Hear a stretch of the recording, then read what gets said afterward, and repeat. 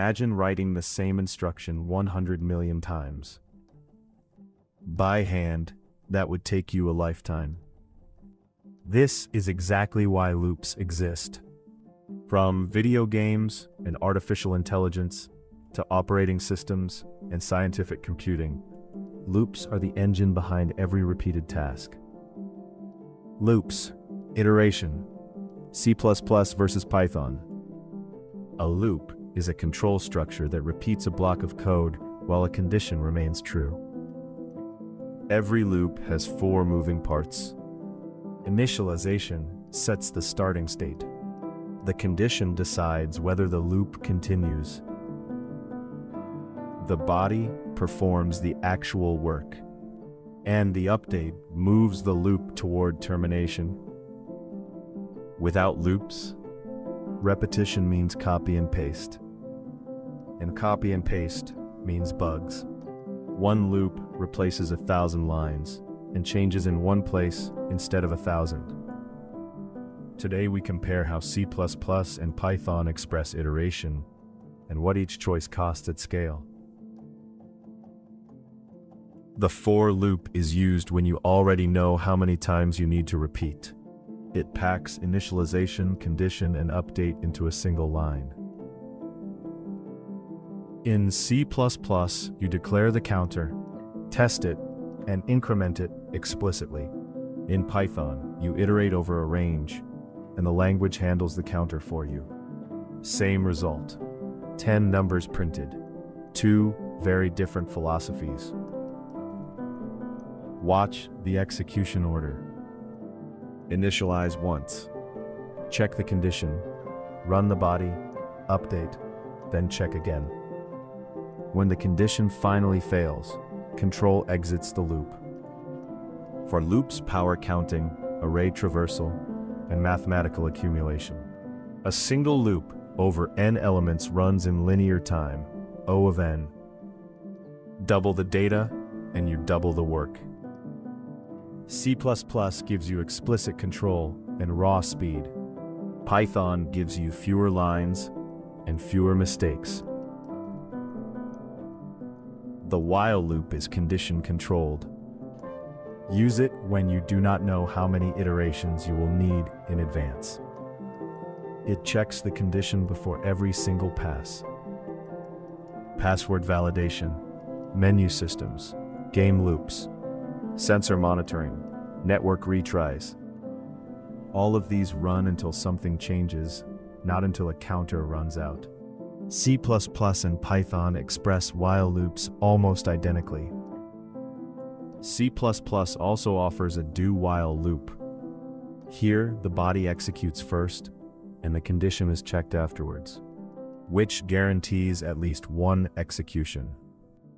Perfect for menus, prompts, and retry logic. Python has no native do-while. Instead, Python programmers write while true and break when the exit condition is met. Slightly more verbose, but explicit and easy to read. A nested loop is a loop inside another loop. For every single step of the outer loop, the inner loop runs completely. Matrices, chessboards, game maps, and image pixels all rely on this pattern. But the cost grows fast. 2 nested loops over n elements is O of n squared. 3 levels is O of m cubed. At 1,000 elements, that is 1 billion operations. Break exits the loop immediately. In a linear search, breaking on the first match can turn thousands of iterations into 3.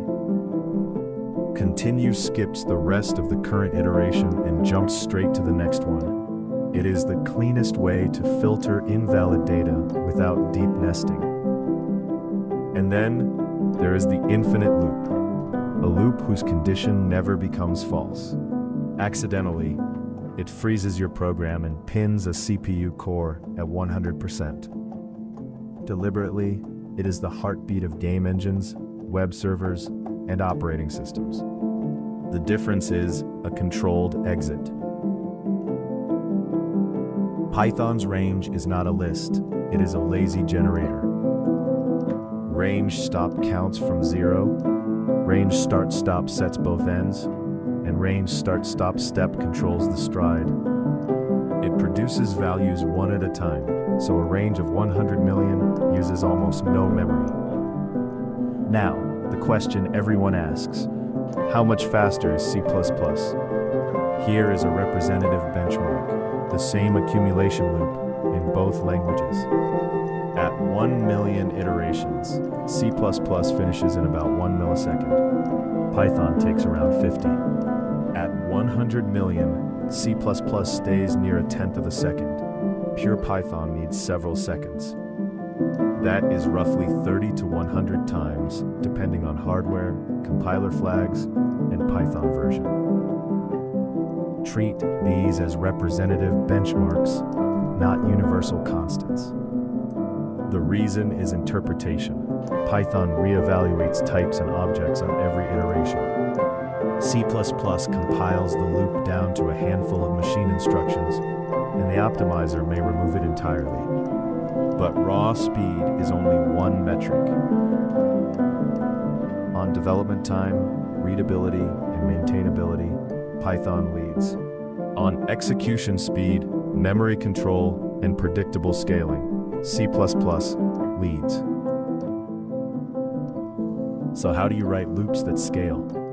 First, avoid unnecessary iterations and break as soon as you have your answer. Second, move invariant calculations outside the loop body. Third, reduce nesting. A better algorithm beats a faster language. Fourth, choose the right data structure. A hash lookup turns O of n into O of 1. And in Python, reach for vectorized libraries like NumPy instead of handwritten loops. Watch for the classics. Off by 1 errors, missing updates, conditions that never become false, and break used where continue was meant. Loops train neural networks, render frames, index the web, encode video, and scan for threats. Every technology you use today is standing on iteration. To recap, for when you know the count, while when you do not, do while when the body must run at least once, nested loops for grids at quadratic cost, break to exit, continue to skip, range to generate, C++ for speed and control, Python for clarity and development velocity.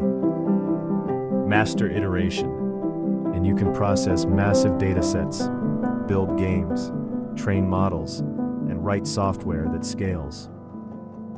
If this helped, like, comment, and subscribe to the benchmark.